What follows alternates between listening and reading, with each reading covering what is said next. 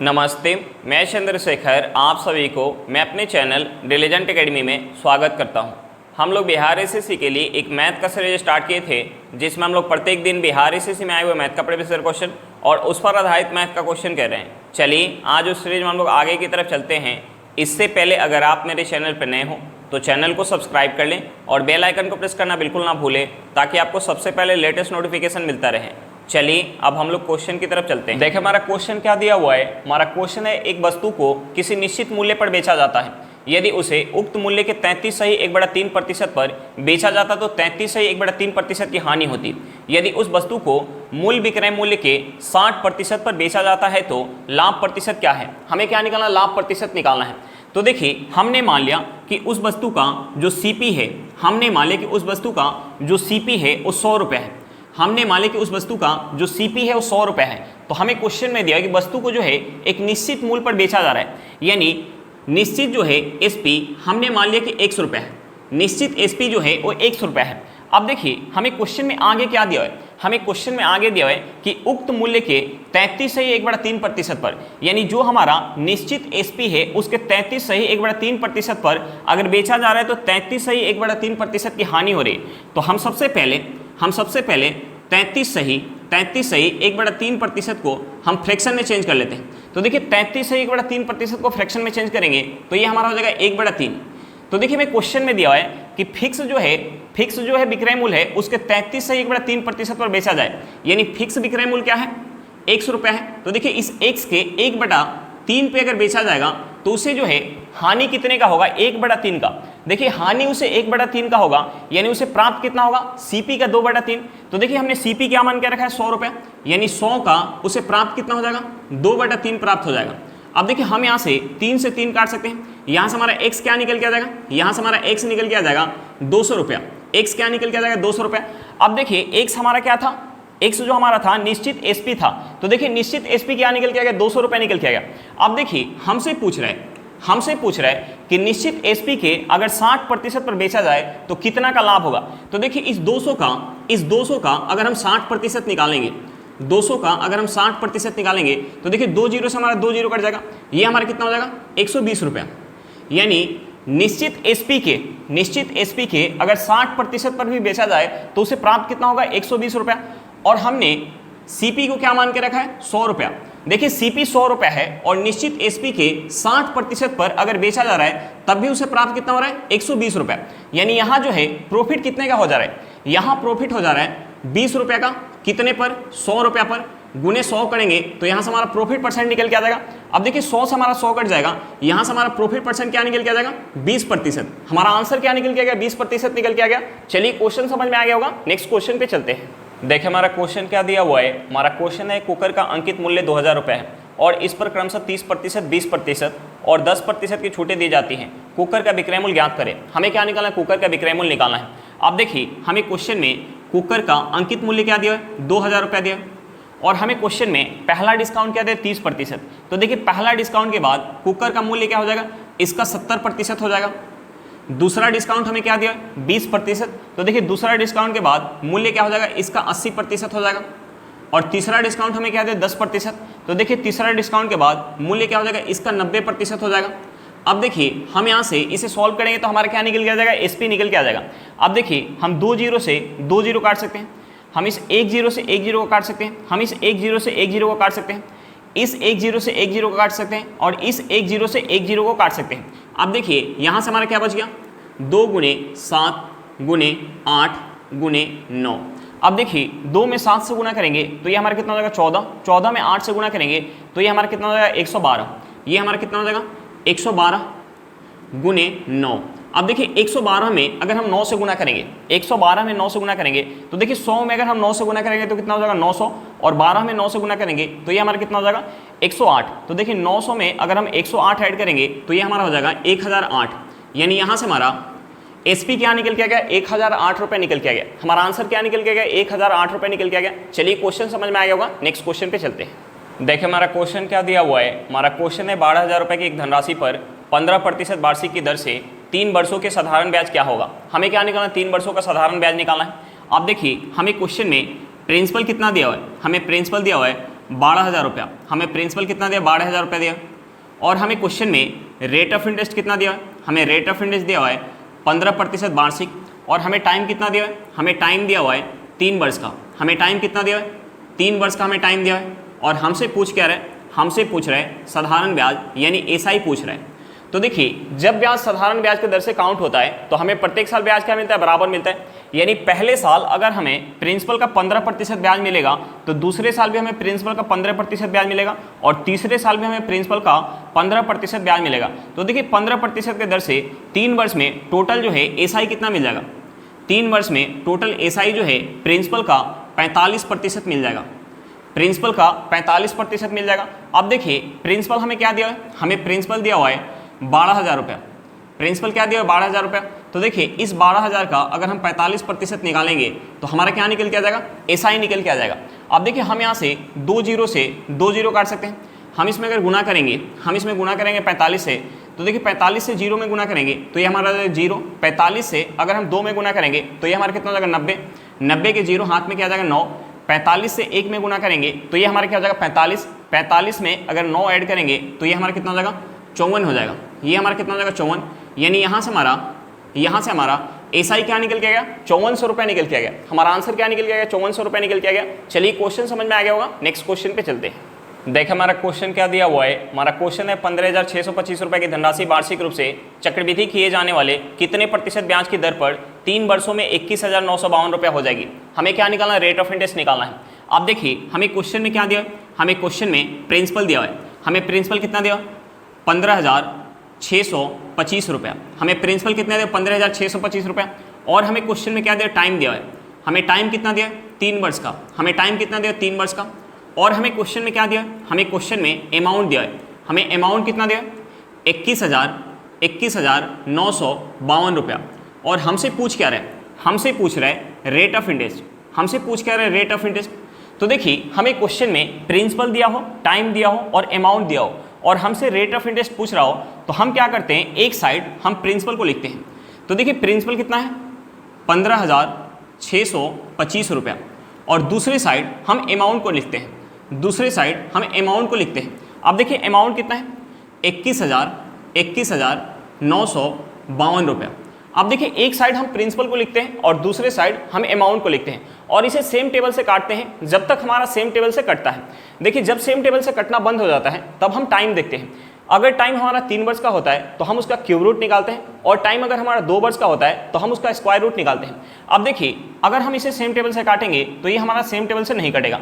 तो देखिए same table से जब नहीं कटेगा तो हम क्या करेंगे, टाइम देखेंगे। यहाँ टाइम हमारा क्या है 3 वर्ष का है, तो देखिए टाइम 3 वर्ष का है तो हम क्या करेंगे, इसका क्यूब रूट निकालेंगे।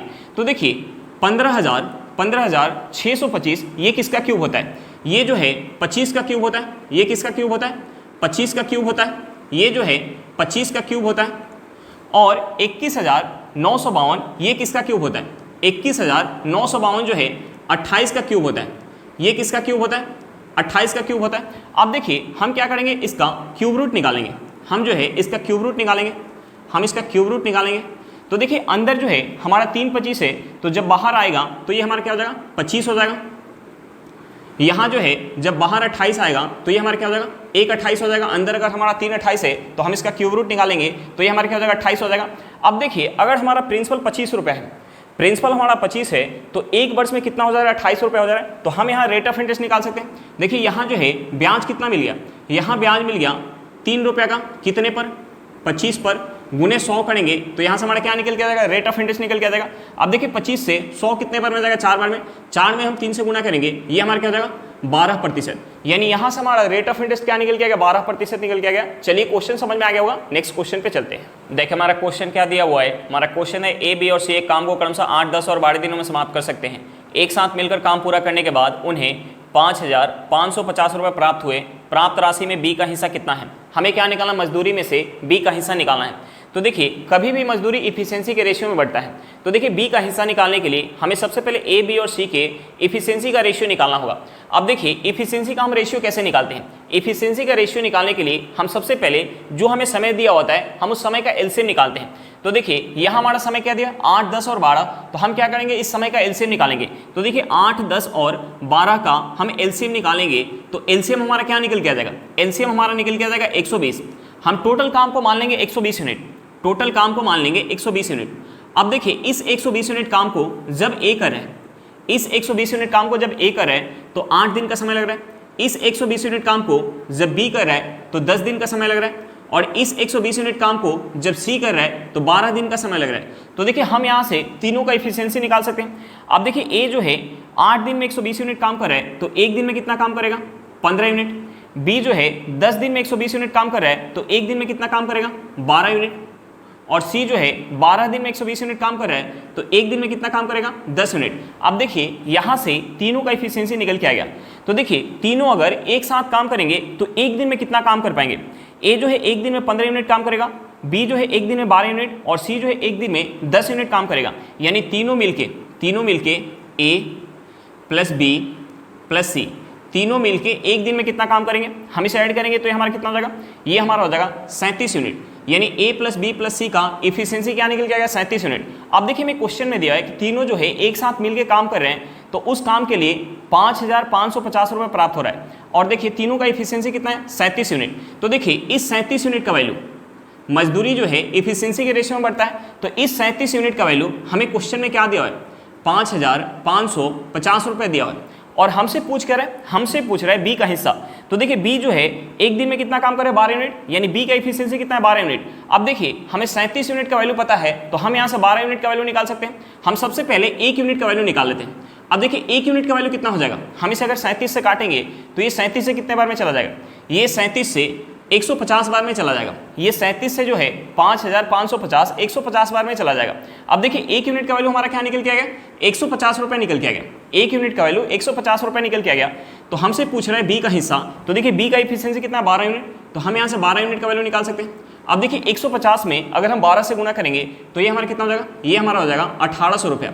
यानी उस मजदूरी में से बी का हिस्सा हमारा क्या निकल के आएगा 1800 रुपये निकल के आ गया। हमारा आंसर क्या निकल के आएगा 1800 रुपये निकल के आ गया। चलिए क्वेश्चन समझ में आ गया होगा, नेक्स्ट क्वेश्चन पे चलते हैं। देखो हमारा क्वेश्चन क्या दिया हुआ है, हमारा क्वेश्चन है 2 नल पी और आर अकेला एक टंकी को क्रमशः 10 घंटे और 12 घंटे में भर सकते हैं। यदि दोनों नलों को सुबह 9 बजे खोला जाए तो 3 PM तक टंकी को पूरा भरने के लिए नल पी को कितने बजे बंद करना होगा। तो देखिए हम सबसे पहले क्या करेंगे, जो ये हमारा समय दिया हुआ है हम उस समय का एलसीएम निकालेंगे। देखिए हमारा समय क्या दिया 10 घंटा और दूसरा समय क्या दिया 12 घंटा। तो हम सबसे पहले इन दोनों समय का एलसीएम निकालेंगे। तो देखिए 10 और 12 का हम एलसीएम निकालेंगे। 10 और 12 का एलसीएम निकालेंगे तो 10 और 12 का एलसीएम क्या निकल के आ जाएगा 60 निकल के आ जाएगा। हम टंकी की धारिता मान लेंगे 60 यूनिट, हम टंकी की धारिता मान लेंगे 60 यूनिट। अब देखिए 60 यूनिट पानी जब पी भर है, 60 यूनिट पानी जब पी भर है तो कितना समय लग रहा है 10 घंटा का समय लग रहा है। 60 यूनिट पानी जब पी भर रहा है तो कितना समय लग रहा है 10 घंटा का समय लग रहा है। और 60 यूनिट पानी जब आर भर रहा है तो कितना समय लग रहा है 12 घंटा का समय लग रहा है। अब देखिए हम यहाँ से दोनों का इफिशियंसी निकाल सकते हैं। अब देखिए P जो है 10 घंटा में 60 यूनिट पानी भर रहा है तो 1 घंटा में कितना पानी भरेगा 6 यूनिट। और R जो है 12 घंटा में अगर 60 यूनिट पानी भर रहा है तो 1 घंटा में कितना पानी भरेगा 5 यूनिट। अब देखिए यहाँ से दोनों का इफिशियंसी निकल के आ गया, यहाँ से दोनों का इफिशियंसी निकल के आ गया। और हमें क्वेश्चन में आगे क्या दिया है, हमें क्वेश्चन में आगे दिया है कि दोनों नलों को सुबह 9 बजे खोला जाए तो 3 PM तक टंकी को पूरा भरने के लिए नल पी को कितने बजे बंद करना होगा। यानी नल पी को जो है बीच में बंद किया जा रहा है, यानी आर जो है शुरू से लेके अंतिम तक खुला है। तो देखिए 9 AM से 3 PM तक टोटल जो है समय कितना होगा, 9 AM से 3 PM तक टोटल समय हो जाएगा 6 घंटा का। यानी 6 घंटा के लिए आर जो है लगातार खुला है। तो देखिए आर जो है 6 घंटा में टंकी के अंदर कितना पानी भर देगा। आर जो है 1 घंटा में 5 यूनिट पानी भर रहा है तो 6 घंटा में कितना पानी भर देगा 30 यूनिट पानी भर देगा। अब देखिए टंकी की धारिता क्या है 60 यूनिट, यानी हमें जो है 60 यूनिट पानी भरना है, हमें जो है 60 यूनिट पानी भरना है, जिसमें से 3 यूनिट पानी भर गया। यानी शेष जो है कितना भरना बाकी रह गया, शेष जो है कितना भरना बाकी रह गया 60 माइनस का 30, ये हमारा कितना हो जाएगा, ये हमारा हो जाएगा 30 यूनिट। यानी 30 यूनिट पानी जो है शेष भरना बाकी रह गया। अब देखिए इस 30 यूनिट पानी को कौन भरा होगा, पी भरा होगा। अब देखिए पी जो है 1 घंटा में 6 यूनिट पानी भर रहा है तो 30 यूनिट पानी भरने में कितना समय लगेगा। पी को जो है 30 यूनिट पानी भरने में 6 यूनिट के इफिशियंसी के साथ कितना समय लग जाएगा? 5 घंटा का समय लग जाएगा। 5 घंटा का समय लग जाएगा, यानी पी जो है 5 घंटे के लिए खुला होगा। 9 बजे सुबह से लेके 5 घंटा के लिए पी जो है खुला होगा। तो देखिए 9 बजे सुबह में अगर हम 5 घंटा ऐड करेंगे तो ये हमारा क्या हो जाएगा? ये हमारा क्या हो जाएगा? ये हमारा हो जाएगा 2 PM। ये हमारा क्या हो जाएगा? 2 PM, यानी 2 PM में हमें जो है पी को बंद करना होगा। हमारा आंसर क्या निकल के आ गया? 2 PM निकल के आ गया। चलिए क्वेश्चन समझ में आ गया होगा, नेक्स्ट क्वेश्चन पे चलते हैं। देखिए हमारा क्वेश्चन क्या दिया हुआ है। हमारा क्वेश्चन है 2 रेलगाड़ियां ए और बी 2 अलग अलग स्टेशनों से एक दूसरे की ओर 80 किलोमीटर पर घंटा और 82 किलोमीटर पर घंटा की चाल से चलना शुरू करती है। वे 1 घंटा 30 मिनट के बाद मिलती है। जब रेलगाड़ियों ने चलना शुरू किया तो वे एक दूसरे से कितनी दूर पर थी? हमें क्या निकालना है? दोनों रेलगाड़ियों के बीच की दूरी निकालना है। अब देखिए हमें क्वेश्चन में क्या दिया है? हमें क्वेश्चन में दोनों का स्पीड दिया है और हमें क्वेश्चन में क्या दिया? दोनों के मिलने का हमें समय दिया है। तो देखिए अगर हम दोनों का रिलेटिव स्पीड निकाल के और मिलने के समय में गुना करेंगे तो हमारा क्या निकल के आ जाएगा? दोनों के बीच का दूरी निकल के आ जाएगा। अब देखिए हम यहाँ सबसे पहले दोनों का हम रिलेटिव स्पीड निकालेंगे। सबसे पहले हम दोनों का रिलेटिव स्पीड निकालेंगे। अब देखिए मैं क्वेश्चन में दिया है कि दोनों जो है एक दूसरे के विपरीत दिशा में चल रही है, तो यहाँ क्या हो जाएगा? दोनों का स्पीड ऐड हो जाएगा। यहाँ जब हम रिलेटिव स्पीड निकालेंगे तो यहाँ दोनों का स्पीड ऐड हो जाएगा। तो देखिए यहाँ से हमारा रिलेटिव स्पीड क्या हो जाएगा? 80 किलोमीटर पर घंटा प्लस का 82 किलोमीटर पर घंटा। ये हमारा कितना हो जाएगा?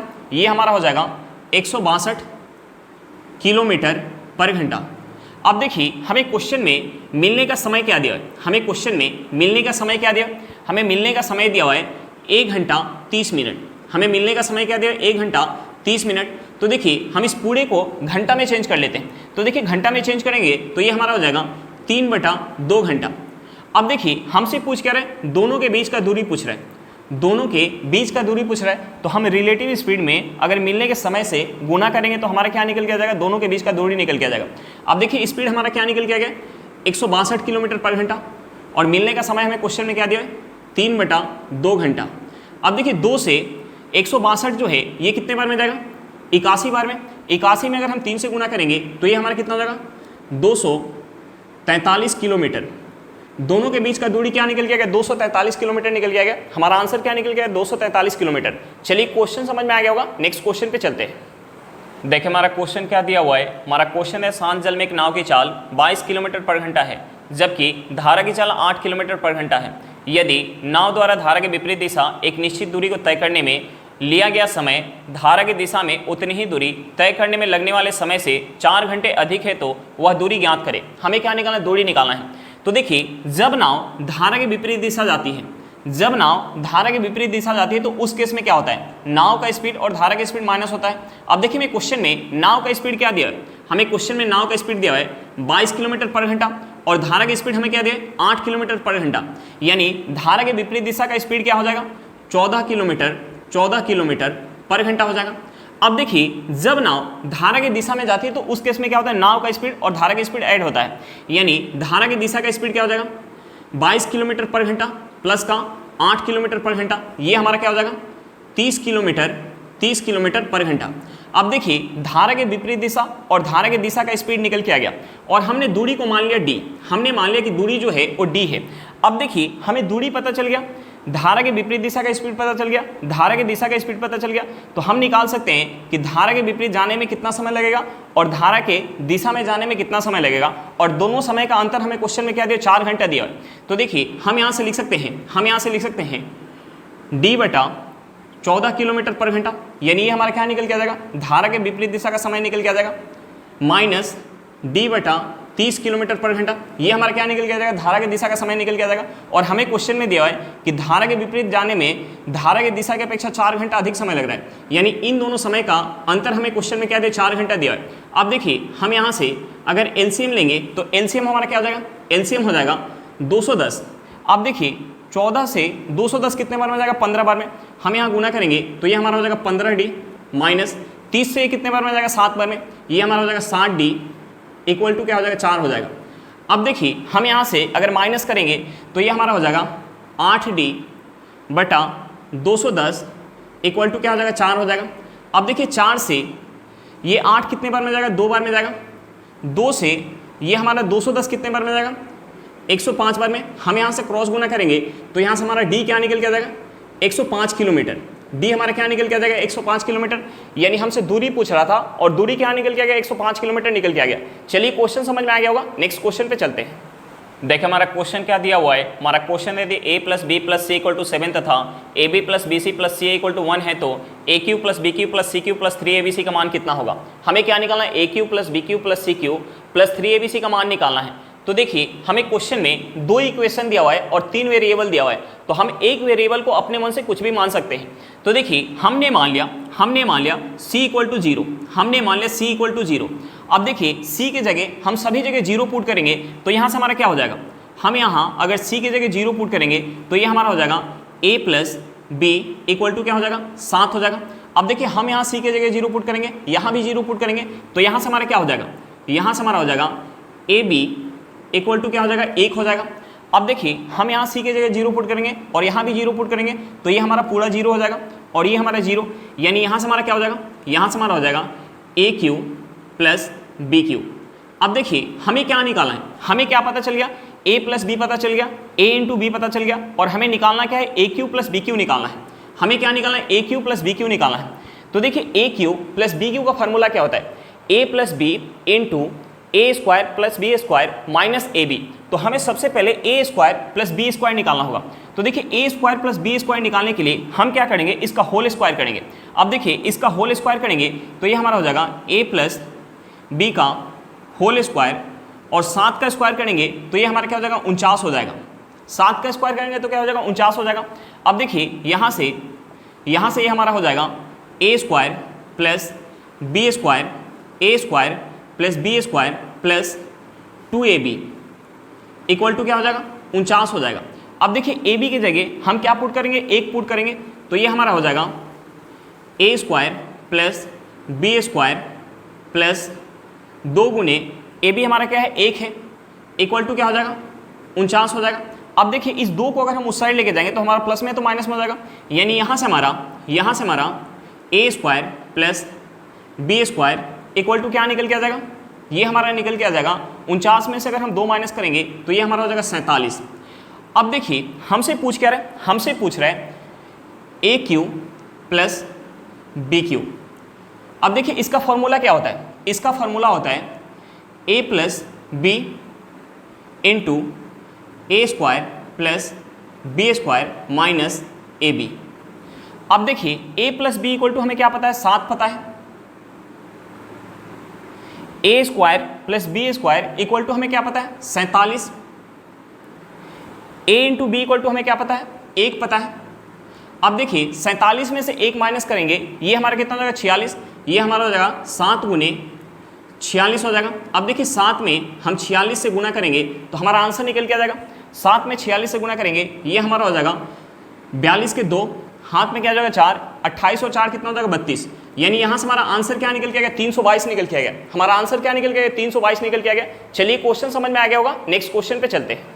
देखिए हमारा क्वेश्चन क्या दिया हुआ है, हमारा क्वेश्चन है घनाभ की लंबाई चौड़ाई एवं ऊंचाई क्रमशः 5 सेंटीमीटर 2 सेंटीमीटर एवं 4 सेंटीमीटर है। घनाभ का संपूर्ण पृष्ठीय क्षेत्रफल क्या है। हमें क्या निकालना है, घनाभ का संपूर्ण पृष्ठीय क्षेत्रफल निकालना है। तो देखिए घनाभ के संपूर्ण पृष्ठीय क्षेत्रफल का फॉर्मूला क्या होता है, 2 into l b plus b h plus h l. अब देखिए हमें क्वेश्चन में लंबाई चौड़ाई और ऊंचाई दिया हुआ है, तो देखिए हम यहाँ लंबाई चौड़ाई और ऊंचाई का वैल्यू पुट करेंगे तो यहाँ से हमारा क्या निकल के आ जाएगा, संपूर्ण पृष्ठीय क्षेत्रफल निकल के आ जाएगा। अब देखिए यहाँ से हमारा क्या हो जाएगा 2 गुने लंबाई हमें क्या दिया है 5 सेंटीमीटर, चौड़ाई क्या दिया है 2 सेंटीमीटर, यानी 5 गुने 2 हो जाएगा, प्लस चौड़ाई हमें क्या दिया है 2 सेंटीमीटर, ऊंचाई हमें क्या दिया 4 सेंटीमीटर, यानी 2 गुने 4 हो जाएगा। ऊंचाई हमें क्या दिया 4 सेंटीमीटर और लंबाई हमें क्या दिया 5 सेंटीमीटर, यानी 4 गुने 5 हो जाएगा। अब देखिए यहाँ से हमारा हो जाएगा 2 गुने, हम यहाँ 5 में 2 से गुना करेंगे तो ये हमारा हो जाएगा 10, प्लस 2 में 4 से गुना करेंगे तो ये हमारा हो जाएगा 8, प्लस 4 में 5 से गुना करेंगे तो ये हमारा हो जाएगा 20। अब देखिए हम इसे ऐड करेंगे तो ये हमारा कितना हो जाएगा, ये हमारा हो जाएगा 38, यानी ये हमारा हो जाएगा 2 गुने 38 हो जाएगा। अब देखिए 38 में हम 2 से गुना करेंगे तो ये हमारा कितना हो जाएगा 76 सेंटीमीटर स्क्वायर। हमारा आंसर क्या निकल के आ गया 76 सेंटीमीटर स्क्वायर निकल के आ गया। चलिए क्वेश्चन समझ में आ गया होगा। आज के लिए इतना ही, फिर मिलते हैं नेक्स्ट क्लास में। अगर क्लास अच्छा लगे तो क्लास को लाइक करिएगा, अगर आप मेरे चैनल पर नए हो तो चैनल को सब्सक्राइब करिएगा और क्लास को अपने दोस्तों के साथ शेयर करना बिल्कुल मत भूलिएगा। चलिए बाय बाय।